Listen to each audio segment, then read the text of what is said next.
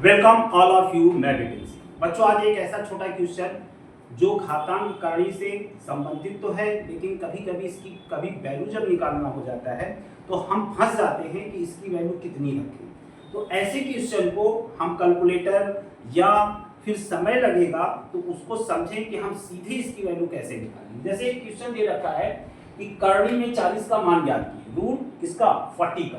तो देखो भाई, हमको कुछ संख्याओं के रूट तो मालूम है, ठीक, कि इसका अगर पूछा तो जैसे अधिकतर हम लोग बच्चों से कहते भी हैं कि कम से कम 1 से लेके, ठीक है, और 20 तक 30 तक की संख्याओं का स्क्वायर और रूट इसी तरह से आप याद रखें।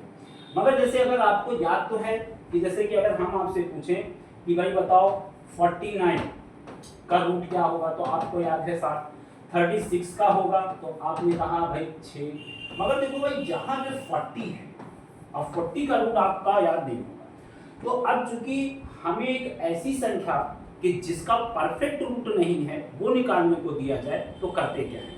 तो करना आपको यहाँ पे ये है कि जैसे यहाँ पे 40 का दे दिया है तो सबसे पहले तो संख्या हमने लिखी 40 और इसी का निकालना है आपको, ठीक। अब एक ऐसी संख्या आपको समझनी है कि जो 40 के करीब रूट में हो, ज्यादा भी हो सकता है कम भी हो सकता है। तो 40 के ज्यादा करीब 36 अगर हम ले लें 36, तो इसका रूट होता है 6। मगर भाई हमको दिया है 40, यानी 36 से ये 4 ज्यादा है, तो निश्चित है कि 40 का अगर रूट निकालने आप बैठते हैं तो 6 तो आएगा ही आएगा। उसके बाद कितना आएगा यही हमको देखना है।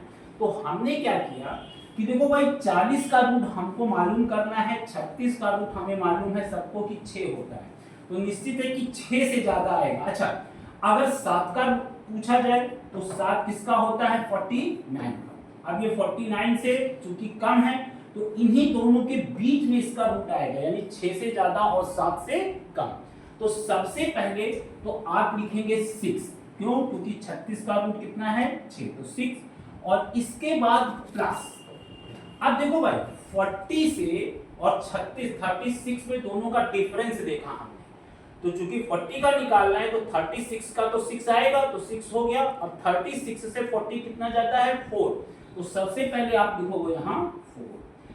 अब जो 6 आया है उसका डबल इसके आप नीचे करोगे 12। अब देखो भाई, ये 6 और प्लस ये कितना 1/3, और 1/3 की वैल्यू कितनी होती है 0.33, और 6.33 ही इसका मान है, ठीक।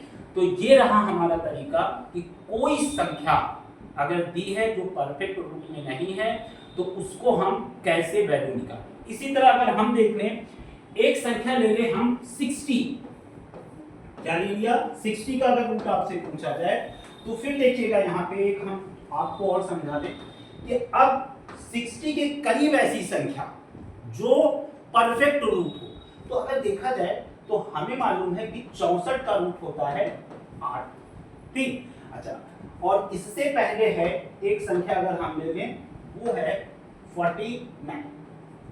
49 का रूट कितना होता है 7। अब देखो भाई, 7 नहीं लेंगे हम, 8 ले लेंगे, क्योंकि 8 उसके ज्यादा करीब है, तो समझिएगा। मगर याद रखिएगा, हमें सिर्फ और सिर्फ 60 का रूट निकालना है, और 8 का रूट तो 64 है, यानी 8 से ज्यादा है वो, यानी कि अभी संख्या उससे कम है। मगर हमने ले लिया कि निश्चित है ये 8 से इसका कम आएगा, तो करते क्या है, तो चूंकि 60 का रूट 8 से कम आएगा, मगर हमने इसका मान लिया कि 8, अब आना कम है, तो आना कम है तो अब की प्लस की जगह हम लगाएंगे माइनस, ठीक। अच्छा, अब देखते हैं कि 60 और 64 में डिफरेंस कितने का है, तो आपने कहा 4 का, तो फिर हमने माइनस के साथ लिखा 4, ठीक है।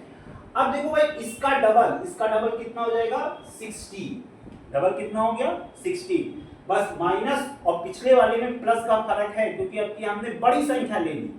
अब हमने क्या किया 8 और माइनस 1/4, और 1/4 की वैल्यू है 0.25, ठीक। तो अब की माइनस 0.25, यानी इसका आंसर आ गया 75, और यही हो जाएगा रूट 60 की, ठीक। तो तो 2 क्वेश्चन आपने समझा, एक ज्यादा लिया तो प्लस और कम डाला था तो माइनस, यानी कि अगर हमको इसमें लेना है बढ़ा के किया है तो माइनस कर देंगे, अगर छोटी संख्या लेंगे तो उसमें प्लस के साथ चलेंगे। ठीक, तो ऐसी वीडियो के साथ हम फिर मिलेंगे, तब तक के लिए जय।